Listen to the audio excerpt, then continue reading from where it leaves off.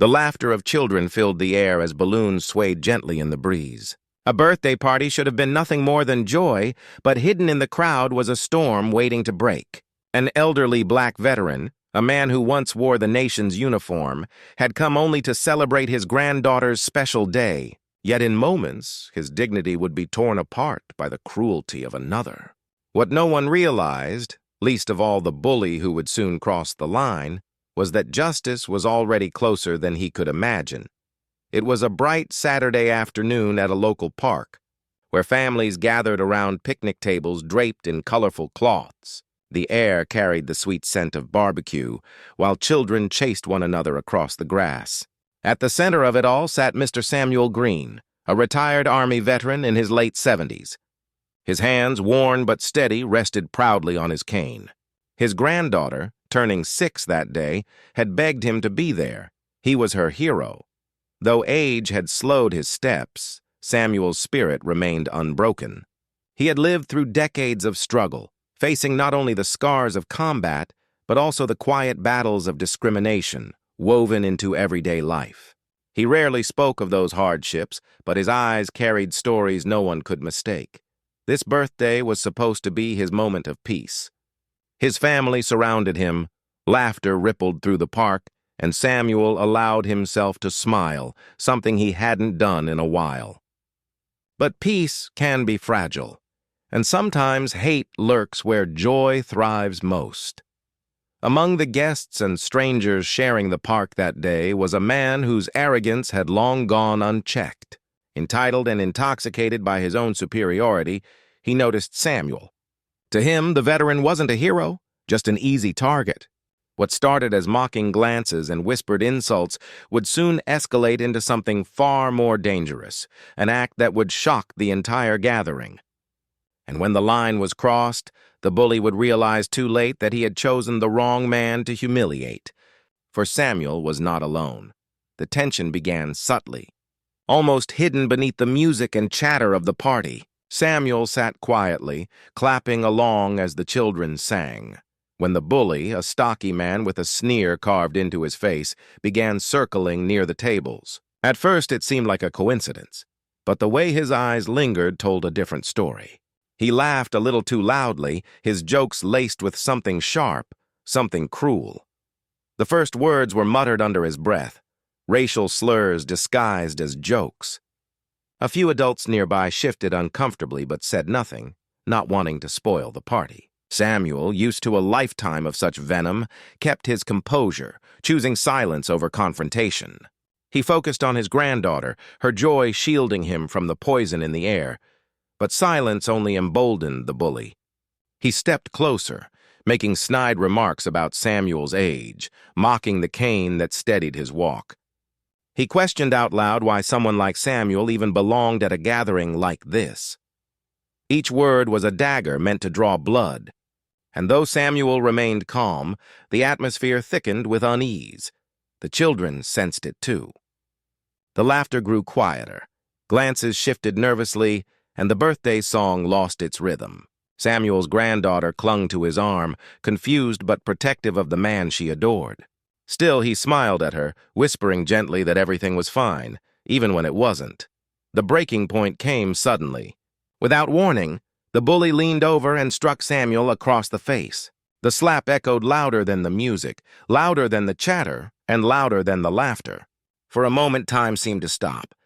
Gasps rippled through the crowd as Samuel's glasses slipped down, his dignity shattered before dozens of witnesses. Some froze in shock.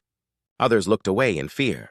But in that frozen silence, one truth burned stronger than any humiliation Samuel had just endured. His son David had been watching the entire time. What the bully never realized was that David wasn't just any bystander. He was head of security at a major corporation, trained, disciplined, and fiercely protective of his family. As Samuel steadied himself, refusing to bow his head despite the sting on his cheek, David rose from his seat. The shift in his posture was unmistakable. The air grew heavy as he moved toward the bully with quiet, deliberate steps. The tables had turned, and the man who thought he had all the power was about to learn a devastating lesson in respect and consequences. The Crowd's unease turned into breathless anticipation as David stepped between his father and the bully. There was no shouting, no wild gestures, just a cold, commanding presence that silenced the park. Years of discipline showed in his stance, every muscle taut yet controlled. The bully, still flushed with false bravado, tried to laugh it off. But David's eyes told another story. They carried the weight of a son who had grown up watching his father endure indignities no man should ever face, of a protector who refused to let the past repeat itself. In that moment, David didn't just see his father. He saw the veteran who had once risked everything for a country that often gave little in return. He saw the grandfather who taught patience, kindness, and pride in the face of prejudice. And he saw a man who deserved honor, not humiliation. The bully's confidence faltered. His smirk wavered as David closed the distance. Without laying a hand, David made it clear. This wasn't just about one slap. This was about a history of injustice, about drawing a line where hate would no longer be tolerated. His voice, steady but sharp, cut through the tension like steel, leaving the bully with no shield to hide behind. And then came the reckoning. Surrounded by witnesses, the bully had no escape. The once rowdy man, so quick to demean an elder, now stumbled over his own excuses, his voice shrinking as David stood unwavering. The crowd, emboldened by David's stance, began to murmur, their silence breaking into collective disapproval. What had been a private act of cruelty was now a public shame. The power had shifted entirely. The bully, once the predator, now stood exposed as the coward he truly was. And Samuel, still upright with dignity, knew in his heart that his son's presence was more than protection. It was justice.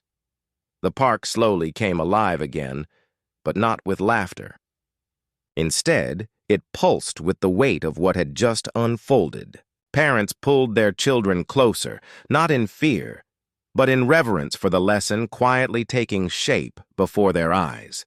The bully, humiliated and silenced, slinked away from the gathering, his arrogance crushed beneath the collective judgment of the community.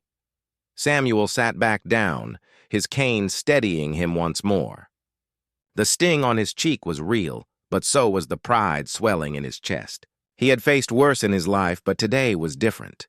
Today his son had shown the world that his father's dignity was not up for debate. It was sacred. David placed a hand on Samuel's shoulder, not as a savior, but as a son honoring his hero.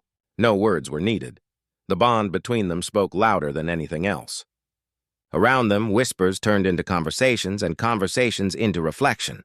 Parents explained to their children why what they had witnessed mattered.